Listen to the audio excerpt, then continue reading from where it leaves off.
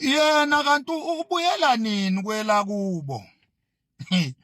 Yena ke uphindela nini eMalawi kwela kubo?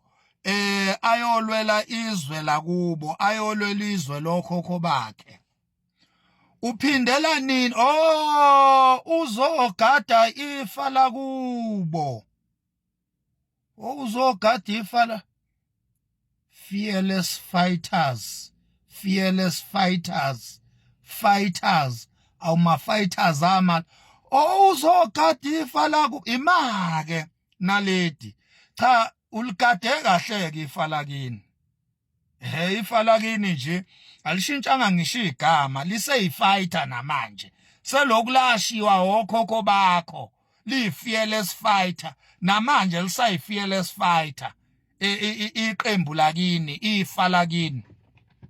kodwa manje phela kumele nawe unyakaze ntomdala wafika ima ngo-1993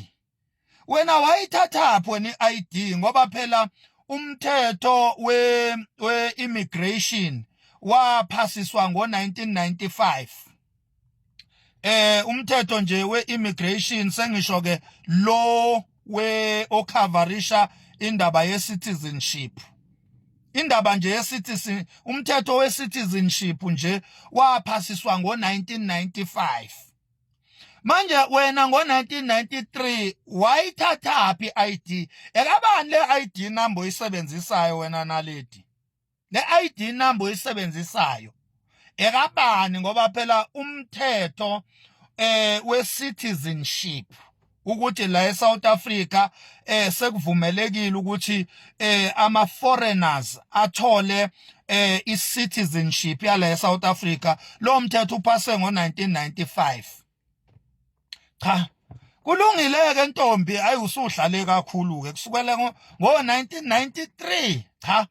usungahamba ke manje usuze washada madoda washada lapha kwaMpungose hawu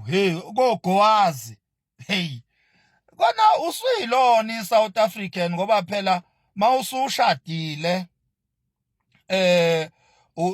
owesifazane uyahamba ekubo kwendoda yakhe okusho ukuthi ke wena kubo kwendoda yakhe la eSouth Africa lokho ke kwenza ukuthi ube yilona iSouth African kodwa phela ake uvakashe nje nawe kini eMalawi ke uvakashe nje hawu ke uhambe uyokhothwa amadlozi akho nawe o-Aton Cherwa no mama uLokhuza umama uVera Chirwa ayokhotha nje amadlozi inkosi yami shemu okakhokho wakho ubaba uAntoni Chirwa inkosi yami wagwetshwa isigwetsho sentambo wafela ejele wagwetshwa walahlwa icala leTreason icala lokuba yivuke lambuso wagwetshwa lapha na ejele wafela khona ejele ukhokho wakho uAntoni Lokhuza Chirwa babehlakaniphile kokhokho bakho ngiyeza ukuthi bobabili babengama-advocates baphinde futhi baba ama-politicians uAnton Chirwa nje yena wayekade eyi-minister of justice hayi babehla amaqhawe kahle kahle okhokho bakho wena ntombazane amaqhawe impelo kodwa phela uyanini akukhotha amadlozi akho lawo ayehlakaniphile eMalawi ake na uqoqa amabhegi ntombi ke uhamba uye eMalawi ke uyokhothwa nje amadlozi akini ebese uyabuya ke ngoba phela usushadile usunesicefe bola eSouth Africa umemeze ePhalamende uyingane encane umemeza abantu abadala umsangano nje uyakhombisa ukuthi awunayo inhlonipho yale eSouth Africa wamasimba nje foreigner elaba nenhlanhla ke lathola iID laphinde lashada la eSouth Africa kulungile kusuyi South African kodwa phela awubuyi uvakashe kini ke uyokwehlisa isidina hayi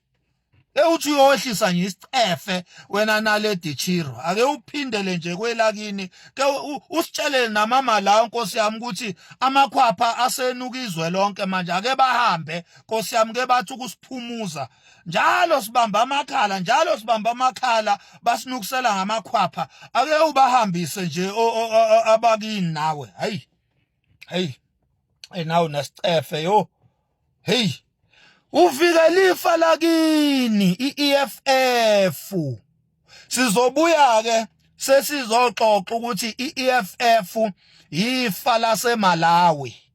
sizobuya sizoxoxa lo mlando lowo ukuthi kahle ama fighters lawa ifa laseMalawi liqhamuka lapha yakukhokho kaNaledi Chirwa njoba nimbona nje uNaledi Chirwa kuzo zonke ingane eziyi-EFF ezilingana naye uyena kuphela o-achievayo uyimember yePhalamende uyiyo yonke into ngisho ingane zama-fighters ama-leaders azikho ePhalamende uyedwa ngoba uvikela ifa lakubo uNaledi Chirwa lengane encane memeza abantu abadala lapha ePhalamende ayizenzi inamagunya wonke angithi ibambe ifa lakubo ngezandla zombili kanje iEFF ilibambe kanje ifa lakubo uNaledi Chirwa uMalema wayengenayo ichoice kwakumele leyangane ayifake yonke indawo la ifuna ukungena khona ngoba into yokuqala lento yakubo lento eyakubo kwalengane yaqalwa umama uVera Chirwa lento yama fighters yaqalwa umama uVera ifa laseMalawi iEFF uMalema nje ubambe ifa laseMalawi ingakho bekumele alifake iMalawian leli nalo lidle lingene kuma position ebese lihlephulela iMalawi oBushiri laba libahlephulele leli Malawian leli isinkwa seEFF izithukuthuku zeSouth Africa ezibiza ngoSouth Africa laba ayithumthum lezi ezibiza ngama fighters cha bukhona ke bonke ubufakazi okuphikayo lokho cha akahamba yovula icala sihlangane ecourt zonke lezi indaba engishoyo oyiphikayo akahamba yovula amacala sihlangane enkantolo ukuthi uNaledi Chirwa is a Malawian lady because both her parents are Malawians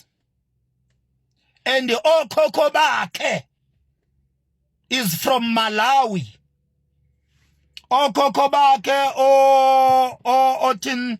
Chirwa no Lokhuze no mama uVera Chirwa ubhuti wakhe nje uNaledi Chirwa ubhuti wakhe okhokho bakhe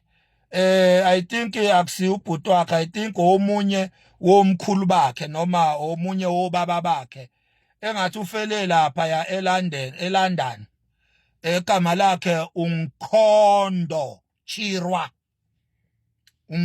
Chirwa omunye wobaba uzalo lwakhe uNaledi Chirwa lo ufele lapha ngo2016 efele eLondon Umkhondo NKHONDO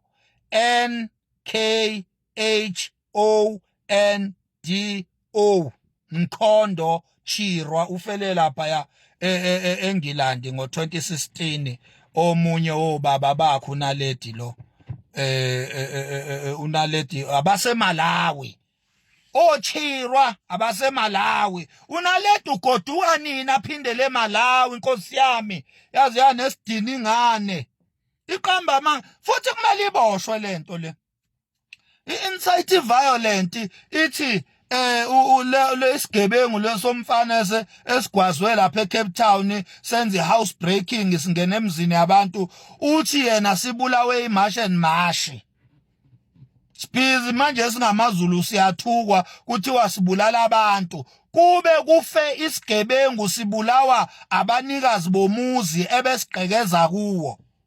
Le ntombazane leli Malawian leli lizosiqhatha la eSouth Africa likoduka nini leli Malawian eluna ledi chirwa